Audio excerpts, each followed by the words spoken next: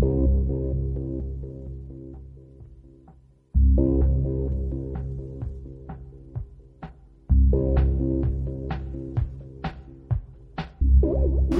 buenos días, si no tienen inconveniente me pongo de pie, no va a pasear.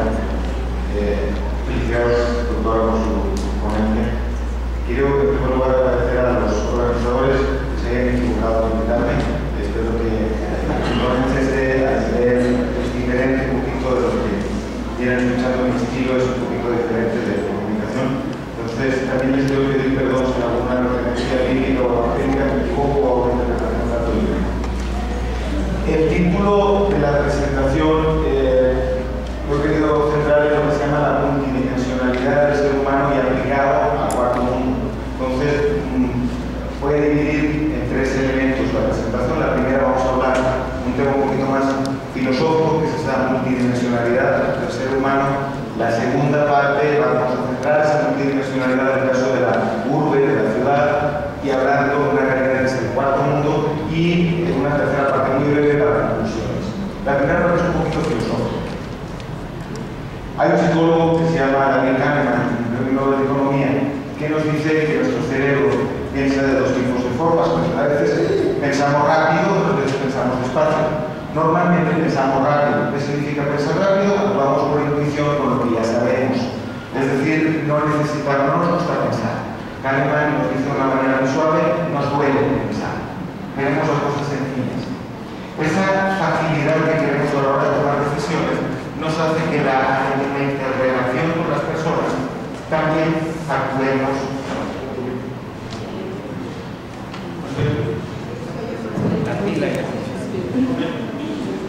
Pero, sí, mejor.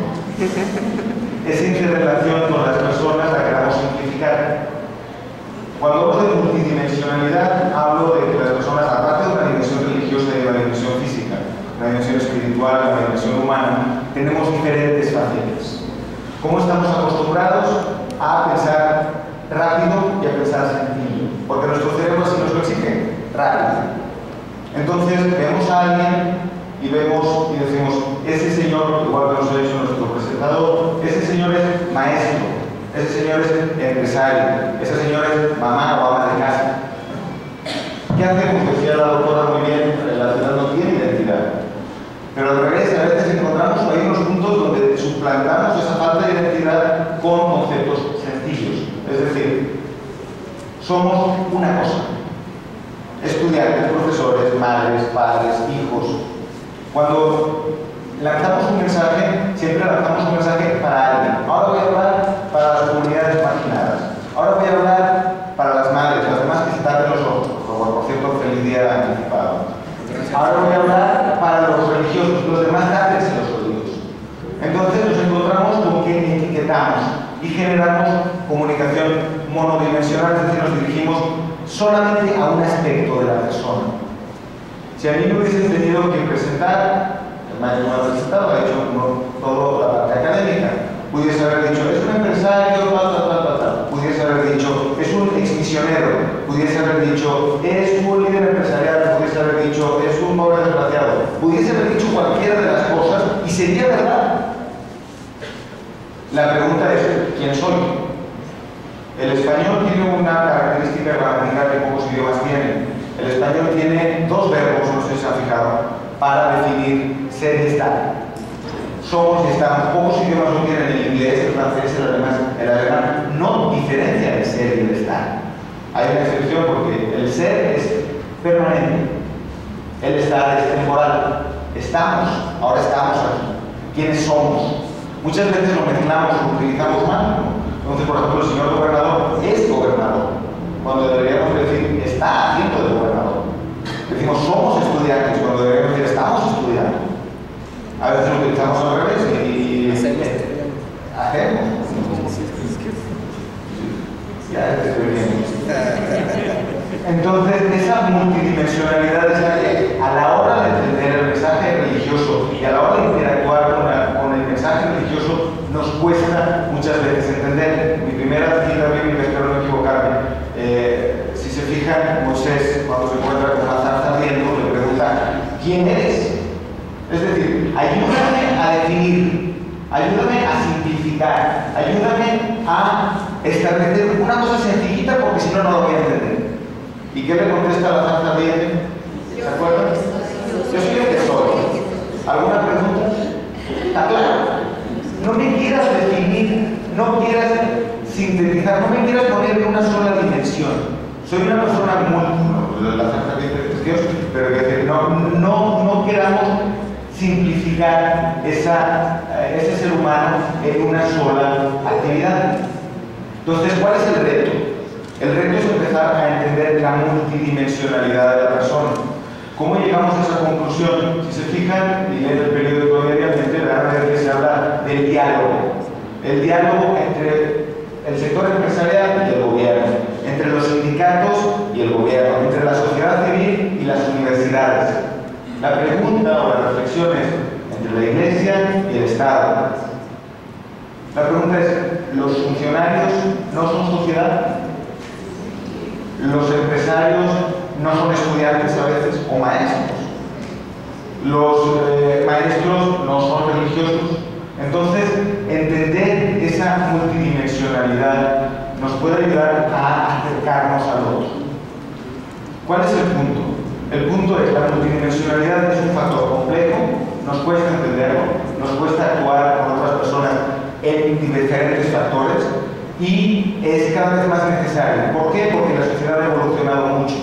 Si ustedes piensan en sus abuelitas o la vida que se vivía hace 100, 150 años, era fácil, en un pueblo, en un municipio pequeño, donde estaba el maestro, el taquero, el farmacéutico, y sabíamos que eran personas que tenían prácticamente 2 o 3 dimensiones. Era padre, hijo probablemente ya no, porque se morían relativamente jóvenes los padres, padre, taquero y poco más, y religioso. Hoy en día no, hoy en día cada vez somos más cosas. Hoy en día ya es difícil, hasta los doctores siguen estudiando, hasta los maestros siguen estudiando. O sea, no podemos decir que hay un maestro que no sea estudiante, no podemos decir que hay un estudiante que no vaya a ser maestro, no podemos decir que un empresario no es trabajador, un trabajador que no, en cierta manera no es empresario. Entonces, cada vez tenemos más roles. Ya no digamos en Internet, que hay una ponencia específicamente sobre Internet, podemos adoptar otros roles. Entonces, la primera parte es, necesitamos entender esa multidimensionalidad del ser humano, entender que ya no somos una cosa, somos muchas.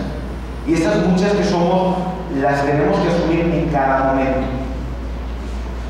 El ejemplo también, perdón por la cita evangélica, pero yo creo que en los evangelios podemos encontrar muchos ejemplos de cómo Jesús trata a las personas por lo que son.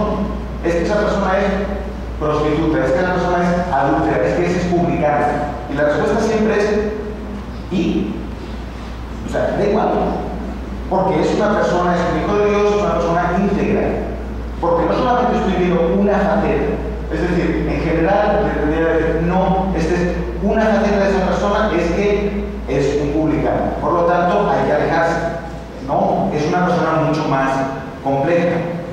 Otro aspecto interesante también de los evangelios, y me llama mucho la atención, es una frase que me gusta mucho, es una frase que decimos, si ustedes se fijan en la Eucaristía, decimos muchas frases, pero hay una frase que decimos de un militar, no sé si se han fijado, ¿no? Citamos a un centurión, que no sabemos el nombre, desgraciadamente, y cuando decimos, Señor, no soy digno que entres en mi casa, pero una palabra tuya bastará para sanar, un militar. ¿Y qué le dice en ese pasaje evangélico de Mateo y de Lucas? Le dice, yo entiendo que tú eres jefe igual que yo soy jefe, por lo tanto no hace falta que vengas. Es decir, el militar actúa pensando de acuerdo a su razonamiento, pero entiende que, aunque Jesús no era militar, iba a entender ese razonamiento, ¿no? Entonces, el primer concepto que quiero transmitirles un poquito filosófico es, somos seres multidimensionales, cada vez más, no podemos ser una cosa, somos muchas cosas, y nuestra relación con la Iglesia y la relación que tiene la Iglesia con nosotros tiene que ser cada vez más multidimensional. Tendemos a lo contrario, tendemos a la especialización. Si se fijan, normalmente pensamos, vamos a hacer algo para jóvenes, vamos a hacer algo para mujeres, vamos a hacer algo para discapacitados, vamos a hacer algo... No, vamos a tratar de hacer algo integral, donde las personas, independientemente de son adjetivas, se conviertan en algo global. El segundo tema, y es hablar específicamente de la realidad de la ciudad y de un concepto que ya está un poquito pasado de moda, perdón si está un poquito pasado de moda, pero creo que traerlo en estos momentos a México es interesante, que es el cuarto mundo. El cuarto mundo lo piensa, lo plantea un sacerdote francés, Joseph Brzezinski, de ascendencia polaca, y en los años 70, cuando, no sé si recordarán que había primer mundo, segundo mundo y tercer mundo. El primer mundo los países ricos, segundo mundo los que no sabíamos exactamente qué eran, aparentemente los comunistas, y tercer mundo los pobres. Curiosamente, México siempre se ha considerado el tercer mundo cuando no es el tercer mundo, ni oficialmente ni realmente. Hay mucha pobreza, pero no es el tercer mundo. Entonces, el padre Brzezinski dice: adicionalmente a este tercer mundo hay algo que no estamos considerando, que es el cuarto mundo. ¿Qué es el cuarto mundo? La pobreza, los círculos de pobreza dentro del primer mundo, es decir, dentro de las ciudades. No es lo mismo ser pobre rural, ser pobre en Kenia, ser pobre en un país sudafricano, que ser pobre en Guadalajara. ¿Por qué no es lo mismo? Porque las carencias y necesidades son diferentes. ¿Qué es mejor, ser pobre en el campo o ser pobre en la ciudad? Depende. La gente rural, ¿qué carencias tiene? Sanidad, educación, muchas veces agua y luz, son carencias graves. Pero la medida en que medimos la riqueza o la pobreza va en relación con las necesidades. ¿Qué necesidades tenemos? Puede ser gente que no tenga luz, agua, pero puede ser feliz. Probablemente sea muy feliz. La pobreza del cuarto mundo, ¿cómo es? ¿Cómo es la pobreza que envuelve a nuestras ciudades? Y es donde viene un problema, un concepto mucho más complejo a la hora de analizar. Es gente que tiene luz, agua, acceso a la educación, eso lo tiene solucionado. Pero ¿qué problemas tiene? ¿Perdón? Falta de comunicación y falta, sobre todo, de integración. ¿Por qué? Porque es gente que no tiene, y quizás no tenga, le falta el iPad, o le falta el celular, el iPhone, o le falta una ropa de marca. Estoy exagerando. Pero está conviviendo con personas que tienen unas características de riqueza muy diferentes. Está conviviendo, es como una persona que vive en el infierno, pero al lado tiene el cielo. Si uno vive en el infierno, no se hace otra cosa, y siempre he vivido por la vez me quejo. Pero si una persona que vive en el infierno tiene al lado el cielo, le genera una sensación de necesidad mucho mayor de la que tienen las comunidades rurales. Entonces, el primer rito de la ciudad, entender la multidimensionalidad del ser humano, que somos seres diferentes, que somos personas que necesitamos ser entendidas en nuestro todo.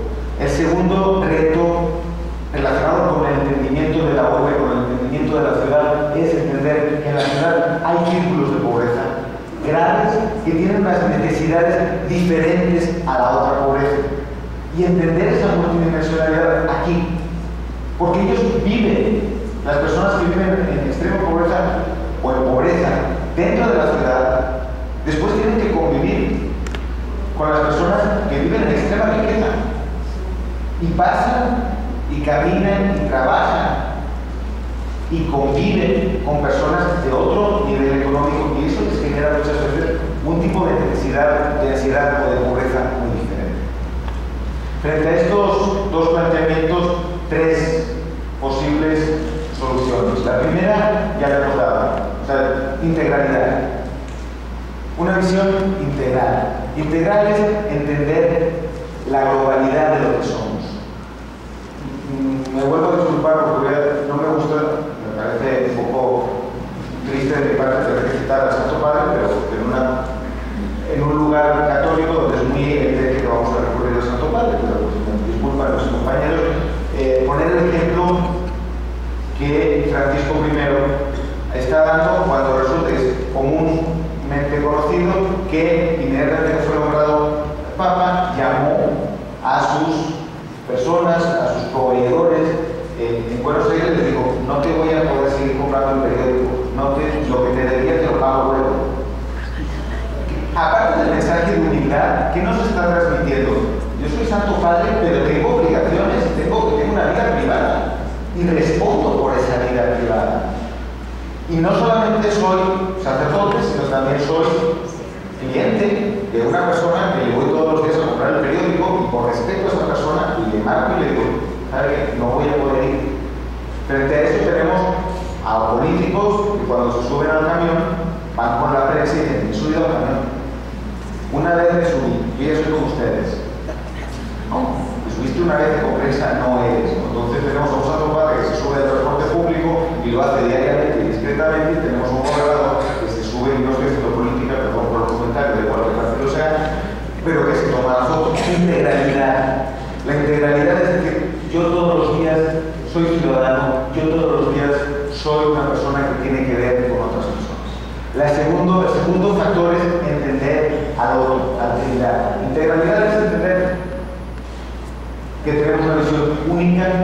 La segunda parte, alteridad, entender a la otra persona. Es mucho más sencillo cuando tenemos ese concepto de alteridad. Decía Kant, el imperativo moral kantiano es no hagas lo que nos gusta que te hagan. Eso es el imperativo moral kantiano. Nosotros, como católicos, estamos un poquito más arriba, ¿no? O sea, no hagas lo que te gusta que no te hagan, vamos un poquito más.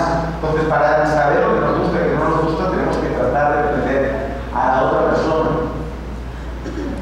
Les pido ahora un experimento, supongo que rezarán, no lo hacen, se lo recomiendo, ayuda. Cuando recen, traten de rezar, no sé cómo vean ustedes a Dios, y como Dios Padre, Dios Hermano, pueden ustedes tener muchas figuras, visiones de Dios, los teólogos, los sacerdotes, la podrán dar mejor que yo, pero traten de rezar como Dios Padre, y después traten de rezar como Dios Hermano, o como Dios Maestro, que tienes a todas esas figuras. Y traten de ver si hacen la misma oración, si le piden las mismas cosas, si se comunican con él de la misma forma.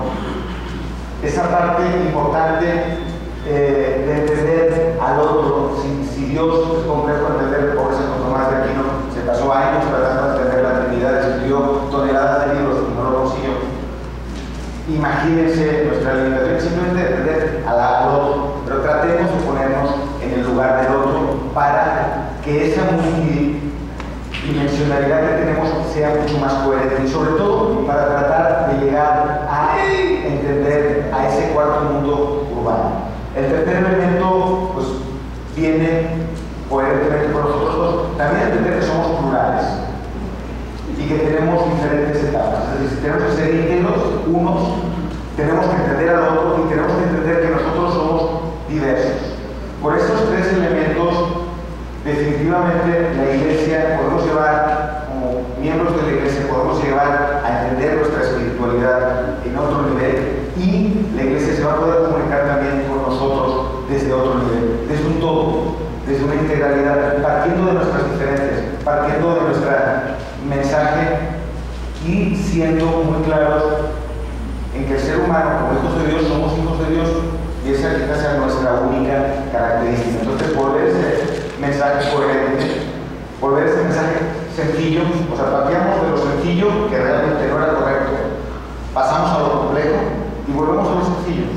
Con ese viaje que podemos hacer, realmente podemos trasladar ese grito de la ciudad de que nos entendamos, que entendamos a esas personas que están viviendo de manera diferente de nosotros, pero en el mismo lugar que nosotros, y poderles dar solución. Decía una compañera que no la veo, ha hecho una pregunta en la anterior ponencia respecto de qué modelos podemos seguir. Hay muchos.